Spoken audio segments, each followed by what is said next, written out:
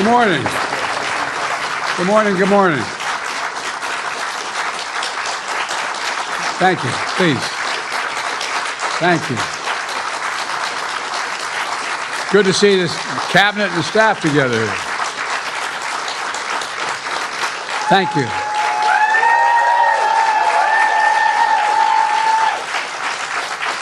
Thank you, thank you, thank you. Please. Thank you, thank you, thank you. It's good to see you all. Particularly good to see my granddaughter sitting in the front row here. Hi, Finn. How are you, honey? For over 200 years, America has carried on the greatest experiment in self-government in the history of the world. And that's not hyperbole, that's a fact. We're the people. The people vote and choose their own leaders, and they do it peacefully. And we're in a democracy. The will of the people always prevails. Yesterday, I spoke with President-elect Trump to congratulate him on his victory. And I assured him that I'd direct my entire administration to work with his team to ensure a peaceful and orderly transition. That's what the American people deserve. Yesterday, I also spoke with Vice President Harris. She's been a partner and a public servant. She ran an inspiring campaign, and everyone got to see something that I learned early on to respect so much, her character. She has a backbone like a ramrod. She has great character, true character. She gave her whole heart and effort, and she and her entire team should be proud of the campaign they ran. You know, the struggle for the soul of America, since our very founding, has always been an ongoing debate and still vital today. I know for some people, it's a time for victory, to state the obvious. For others, it's a time of loss. Campaigns are contests of competing visions. The country chooses one or the other. We accept the choice the country made. I've said many times, you can't love your country only when you win. You can't love your neighbor only when you agree. Something I hope we can do, no matter who you voted for, is see each other not as adversaries, but as fellow Americans. Bring down the temperature. I also hope we can lay to rest the question about the integrity of the American electoral system. It is honest, it is fair, and it is transparent.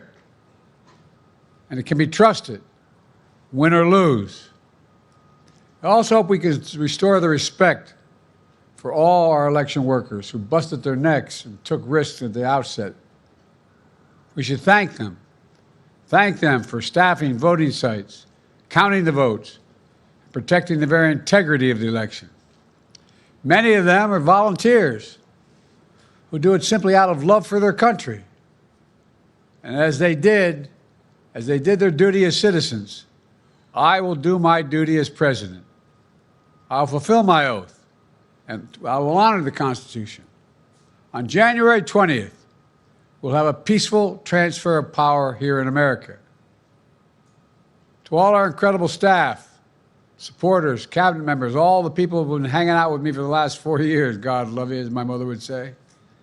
Thank you so much. You put so much into the past 4 years. I know it's a difficult time. You're hurting. I hear you and I see you.